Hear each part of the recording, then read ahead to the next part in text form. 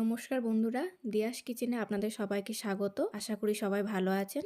আজকে আরেকটি নতুন রেসিপি নিয়ে চলে এসেছি। চলুন রেসিপিটি শুরু করা যাক।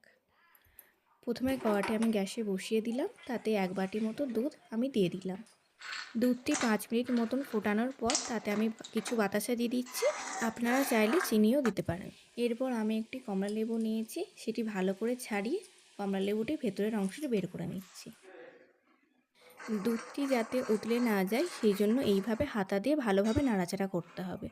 এরপর আমি একটি পাত্র নিয়ে তার মধ্যে একটু সর্ষের তেল দিয়ে ভালো করে মাখিয়ে নিলাম।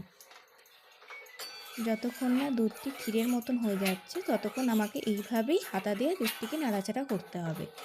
কিছুক্ষণ এইভাবে নাড়াচাড়া করার পর দেখবেন দুধটি ক্ষীরের মতন হয়ে যাবে। দেখুন এবার এটি পুরো ক্ষীরের মতন হয়ে গেছে। এবার এটিকে আমি তুলে কমলা লেবুটির ওপর এইভাবে দিয়ে দেবো। আপনারাও যদি বাড়িতে বানান তাহলে এইভাবে ক্ষীরটি নিয়ে সুন্দরভাবে লেবুর উপরে দিয়ে দেবেন। এরপর আমি এর মধ্যে কিছু কাজু ও কিশমিশ এইভাবে সাজিয়ে দিচ্ছি। আপনারাও এইভাবে রেসিপিটি বাড়িতে বানাবেন এবং কেমন লাগলো সেটা আমাকে কমেন্টে অবশ্যই জানাবেন। এরকম নতুন নতুন খাবারের ভিডিও পেতে আমার চ্যানেলটিকে লাইক, শেয়ার ও সাবস্ক্রাইব করবেন। সকলে ভালো থাকবেন। দেখা হচ্ছে পরের ভিডিওতে। ধন্যবাদ।